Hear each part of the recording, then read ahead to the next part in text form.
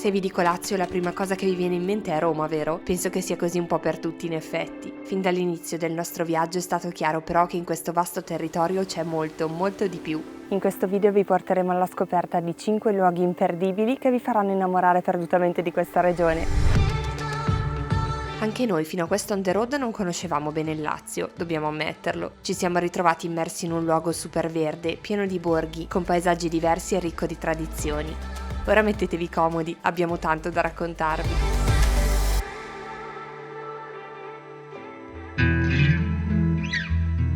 A differenza di quello che facciamo di solito, in questo format non seguiamo un itinerario preciso tra un capitolo e l'altro. Vi raccontiamo differenti zone e posti speciali che secondo noi meritano di essere visitati. Partiamo dalle spiagge e dal mare del Golfo di Gaeta, conosciuto anche come Riviera di Ulisse. Questo tratto di costa nel sud del Lazio viene chiamato così perché secondo le leggende il celebre eroe greco avrebbe navigato proprio in queste acque durante le sue avventure e anzi si sarebbe fermato attratto dai sortilegi della maga Circe. A Sperlonga tutto questo è raccontato in murales e decorazioni in giro per gli stretti vicoli del centro storico.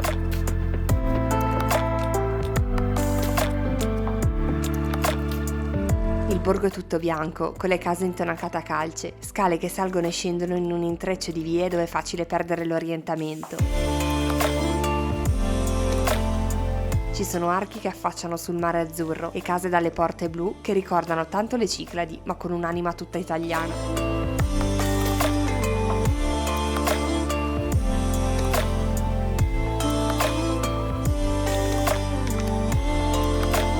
Scendiamo fino alla spiaggia per avere una prospettiva completamente diversa sul promontorio. Il paese è aggrappato a uno sperone di roccia che si getta nelle acque del Tirreno. La sabbia fine e dorata è semplicemente meravigliosa.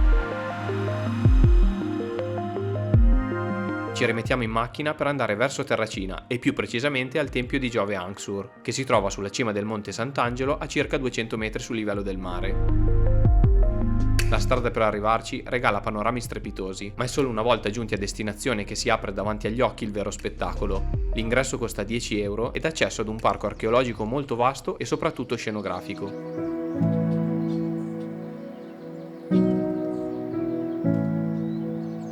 Il tempio principale risale al I secolo a.C. ed era un luogo di culto ma anche simbolo di potere. Chi arrivava dal mare vedeva subito quest'opera architettonica che sembrava sfiorare il cielo.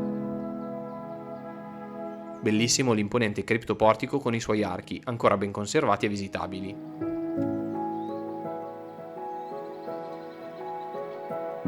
Oggi forse per il vento la vista è molto nitida, vediamo chiaramente il Circeo e tutte le isole ponziane davanti a noi.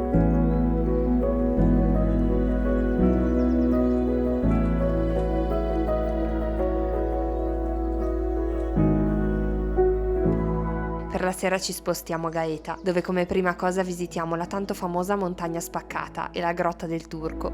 Sicuramente un posto particolare, ma non ci ha entusiasmato ad essere totalmente sinceri.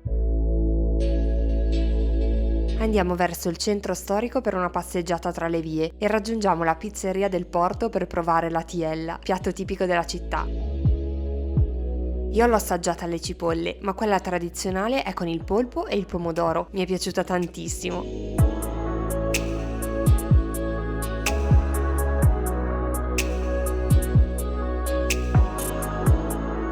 Salutiamo la città con una passeggiata sul bellissimo lungomare.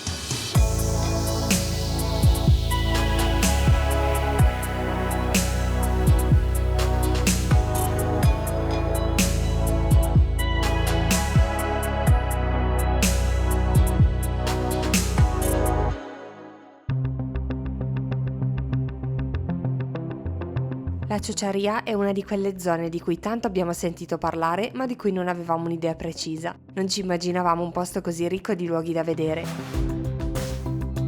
La nostra esplorazione parte da Isola del Liri, borgo che si contraddistingue dagli altri per una particolarità.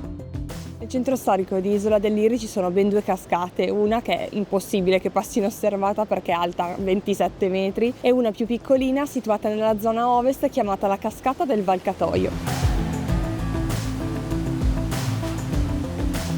Entrambe le cascate sono considerate naturali e data la loro posizione urbana rappresentano un unicum in Italia. Anche dall'alto sono uno spettacolo.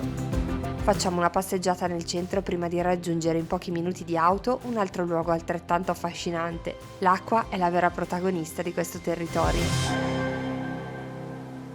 Siamo arrivati al lago di Posta Fibreno, è formato tutto da acqua sorgiva e lo noterete subito dal colore perché è fantastico, è di un verde azzurro veramente bello. È un gioiello situato nella valle di Comino, al confine tra Lazio, Abruzzo e Molise, protetto come riserva naturale da diversi anni ormai. La sua biodiversità è incredibile. Camminando sulle passerelle in legno sospese incontrerete diverse specie di uccelli, gallinelle d'acqua e così tante piante acquatiche. È proprio uno di quei posti rilassanti che ci piace tanto scoprire. In riva al lago ci sono locali e bar dove fermarsi per una merenda. Oggi con questo bel sole è la giornata perfetta. Quando sarete qui fate un salto anche in centro al paese. Grazie alla sua posizione sopraelevata regala un panorama splendido sul lago e sul verde che lo circonda. Dall'alto si dovrebbe scorgere anche la Rota, un'isola galleggiante di origine vegetale che si muove lentamente sulla superficie dell'acqua sospinta dal vento. Terza ed ultima tappa del nostro micro itinerario in Ciociaria è Anagni. Appena arrivati ci fermiamo per pranzo in piazza Cavour, in una trattoria tradizionale dove abbiamo mangiato benissimo. Qui potete scegliere quello che volete, i piatti tradizionali sono tutti incredibili. La città è un susseguirsi di angoli verdi, palazzi nobiliari antichi e maestosi e strade acciottolate dall'aspetto un po' misterioso. Viene chiamato il paese dei papi per due principali motivi. Ha dato i natali a 4 pontefici e poi c'è lo schiaffo di Anagni, episodio che diede inizio al declino del potere papale medievale.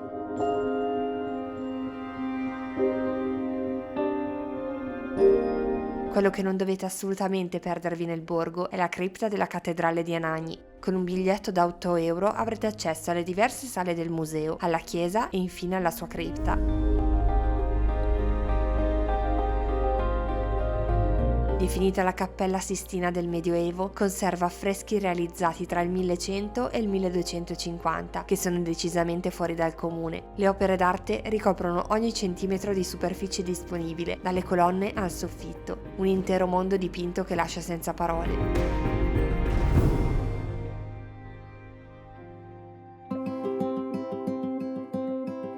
Ed ecco un'altra zona straordinaria del Lazio. La Tuscia, antica terra degli Etruschi, è un angolo di mondo autentico dove la storia si percepisce ad ogni passo.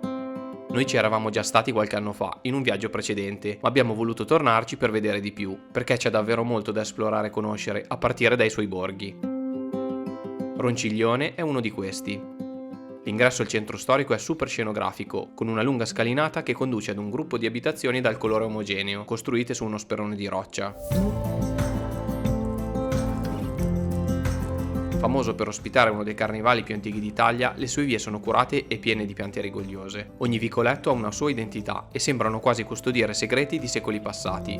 Oggi il paese con questa luce e il cielo nero è particolarmente suggestivo.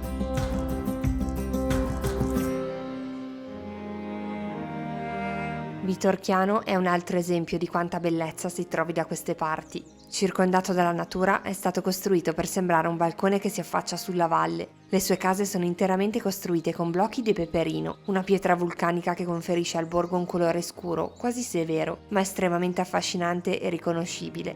Alcune abitazioni sembrano sporgersi nel vuoto, l'atmosfera che si respira è sempre tranquilla e rilassata.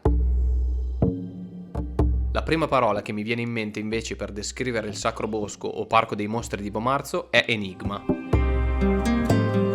Un posto strano e surreale, dove camminare accanto a giganti, case oblique, tritoni e attraversare grandi portali all'interno di una bocca spalancata. Per informazione, il biglietto di accesso è di 13 euro. Il parco fu ideato nel 1547 dall'allora signore di Bomarzo Pier Francesco Orsini, dopo la perdita della moglie. È un labirinto di simboli e statue che sfidano l'immaginazione e portano a riflettere.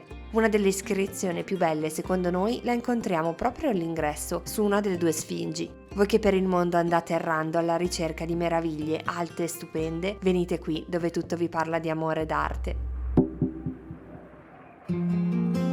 Prima di continuare con la visione, avete lasciato un mi piace al video? E se siete qui per la prima volta, benvenuti. Magari potreste iscrivervi al canale. Grazie se lo farete. A meno di un'ora da Roma troviamo i Castelli Romani, un insieme di 17 pittoreschi borghi immersi nei rilievi dei Colli Albani. Quest'area di origine vulcanica un tempo costituiva il vulcano laziale, che con la sua intensa attività ha generato un'ampia caldera dentro la quale oggi troviamo i laghi vulcanici di Albano e Nemi. Ed è proprio di Nemi che vogliamo parlarvi. Costruito in una posizione mozzafiato, il paese è famoso per le sue dolcissime fragoline. Tutta la zona in realtà è molto verde e fertile, l'ideale per la coltivazione di viti, ulivi e frutta. Quando sarete qui, camminate fino al belvedere in cima al borgo per una vista pazzesca sul paesaggio circostante. Molto conosciuto è anche Castel Gandolfo, sede della Villa Pontificia, storica residenza estiva dei Papi che si affaccia sul lago Albano. Il paese è piccolino, oltre alla sua piazza e alla via centrale c'è poco da vedere, ma per la sua bellezza paesaggistica merita sicuramente un passaggio. Così come ci è piaciuto il santuario di Giunone Sospita, posto sopra il borgo di Lanuvio e inserito in un parco ad ingresso gratuito. Il centro storico è veramente piccolo, circondato da mura e torri di epoca medievale. È un posticino insolito, fuori dai classici itinerari turistici. Se avete tempo da dedicare al territorio, potreste fare un passaggio, ma noi non ha convinto al 100% ad essere onesti. E in ultimo, lasciateci inserire in questo capitolo un borgo che si trova appena fuori dai Castelli Romani, a 20 minuti da Nemi. Ci è piaciuto tanto e ci teniamo a consigliarvelo. Artena colpisce subito per il suo essere arroccato su un'altura calcarea. Il centro storico ha una particolarità, è l'isola pedonale più grande d'Europa, un dedalo di viette curate e abbellite da fiori e piante rigogliose, un susseguirsi di scale, salite e discese che conservano l'anima autentica di un luogo tanto antico. In questo viaggio nel Lazio abbiamo incontrato un sacco di amici gattini che io continuo ad accarezzare anche se sono allergica, è più forte di me.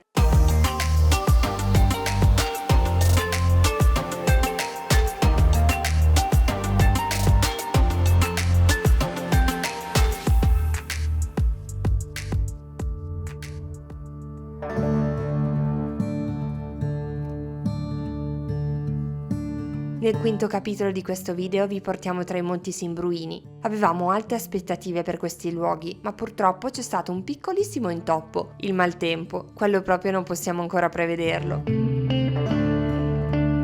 Quando siamo arrivati a Cervara di Roma eravamo completamente immersi nelle nuvole. Saliamo la scalinata degli artisti per raggiungere il borgo, che sembra sfidare la gravità, incastonato tra le alture a 1053 metri di altezza. L'atmosfera era molto particolare, questo lo dobbiamo riconoscere. Per le vie c'eravamo solo noi e un silenzio irreale. Siamo riusciti a coglierne tutto il fascino, ma siamo certi che con una giornata migliore questi posti siano proprio un'altra cosa. Se verrete qui, non perdetevi le sculture nella roccia che creano un museo a cielo aperto, immerso in un contesto naturale splendido. E magari mandateci su Instagram qualche foto del paese in una giornata di sole per farci rosicare un pochino. Ci spostiamo e in 20 minuti di macchina siamo a Subiaco, ma prima di andare in centro c'è una zona che vogliamo vedere. L'area dei monasteri è un luogo di straordinaria importanza storica, spirituale e artistica. Qui si trova il Sacro Speco, un monastero costruito intorno alla grotta dove San Benedetto visse da eremita. Oltrepassato un arco e dopo una breve camminata in salita in mezzo ad un bosco, si arriva al piazzale, dove vediamo la costruzione aggrappata alla parete rocciosa del Monte Taleo. Purtroppo dopo un primo corridoio d'ingresso non è più possibile fare video, ma possiamo dirvi che il complesso, che si sviluppa su più livelli, è molto suggestivo. L'accesso è libero e gratuito.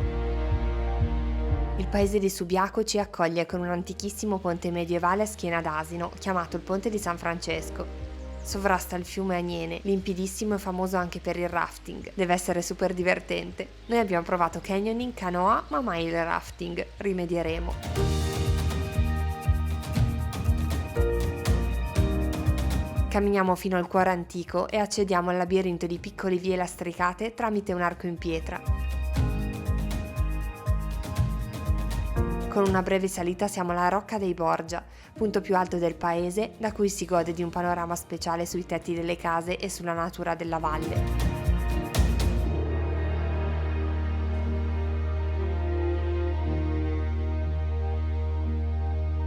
E mentre scende la sera su Biaco, noi dovremmo salutarci, ma manca ancora qualcosa. Abbiamo deciso questa volta di aggiungere un sesto punto nel video, perché abbiamo visitato su consiglio di Jessica un paese tanto carino e vogliamo parlarvene.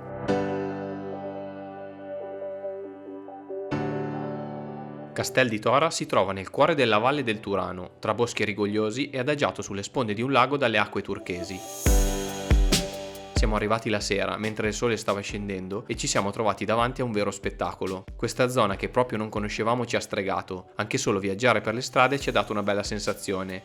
È incontaminata, così florida e con una vegetazione spontanea che ci è piaciuta tantissimo.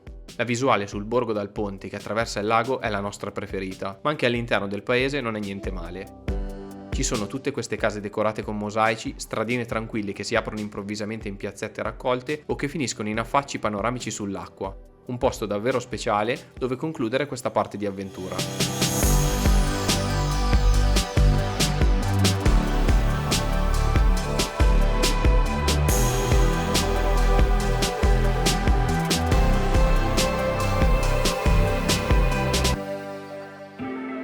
E grazie come sempre per essere arrivati alla fine del video. Il Lazio è stata una vera scoperta. Ci immaginavamo una regione totalmente diversa. Siamo piacevolmente sorpresi e speriamo che sia piaciuta anche a voi. Siamo curiosi di sapere se conoscevate già tutti questi luoghi e magari se vi va potreste consigliarcene altri. Vi leggiamo nei commenti. Il viaggio nel Lazio continua con un ultimo video. Questa volta vi racconteremo di Viterbo e di suoi dintorni. Non dimenticate di attivare la campanella se non volete perdere tutte le prossime pubblicazioni. Qui a destra trovate un'altra regione che abbiamo amato e che siamo sicuri vi piacerà, l'Umbria. Noi ci vediamo tra 2 settimane direttamente da Viterbo. Un abbraccio a voi, a presto, ciao! Ciao!